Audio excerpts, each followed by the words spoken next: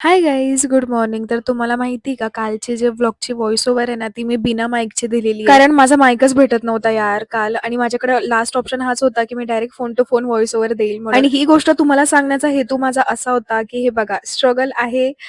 काही पण गोष्टी कधी पण घडू शकतात. बट आपण जर विचार केलेला, की नाही आता काहीच होऊ नाही शकणार, आपण स्किप करूयात, तर ते स्किपच होऊन जाणार आणि तुम्ही त्याला कंटाळा करणारच आहे. बट इफ तुम्ही त्याच्या ऑब्लिकमध्ये जर काहीतरी पर्याय शोधाल, नक्की तुम्ही त्या मार्गापर्यंत पोहोचतात. बरं असो, तर भेटलेला माझा माईक सकाळी मला, मी शोधलेला भरपूर. तर आज मी लवकर गेले होते क्लासला, कारण माझं सकाळचं काम लवकर झालेलं.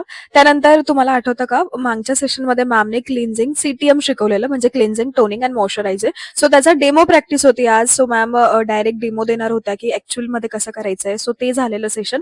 आणि आज खूप लवकर सुटलेला यार क्लास, म्हणजे लाईक पाऊण तास पण भरपूर झाला होता आणि छान वाटत होतं, कारण फ्री टाइम भेटलेला. सो मग बाकीचे कामं पण मला करता आले. आणि सोबतच मॅमने हे सुद्धा सांगितलेलं, की जी काही थेरी झालेली आहे आतापर्यंत ती सर्व तुम्हाला लिहून आणायची आहे, म्हणजे तुमची घाई होणार नाही. एक्झाम डेच्या वेळेस तुमचे प्रॅक्टिकल बुक पण साईड बाय साईड रेडीच राहील. सो मी ते पण झेरॉक्स वगैरे काढत होते. त्यानंतर घरी आल्यावर मी थोडीफार प्रॅक्टिस करत होती. हेअरस्टाईलला विसरणं नाहीये बाबा, एक्झाम आलेली आहे. सो मी रोज थोडीफार प्रॅक्टिस करते. आणि अजून एक गोष्ट अशी, की हेअरस्टाईलचा क्लास संपलेला आहे, आमचा सगळा काही पोर्शन झालेला आहे. आता फक्त तुम्ही तुमची प्रॅक्टिस करा सेल्फ, असं मॅमने सांगितलंय. सो डमी मी घरीच ठेवले. त्यानंतर दुपारी थोडीफार झोप काढून रेडी झालेले क्लिनिकला जायला. आणि तुम्ही बघू शकता मी क्लिनिकला प्रॅक्टिकल बुक कंप्लीट करत आणि मला सध्या फार टाइम नाही भेटत जास्त, म्हणून जेव्हाही मला टाइम भेटेल तेव्हा मी तो भरून काढते. भेटूयात उद्याच्या व्लॉगला. Bye bye. Thank you for watching.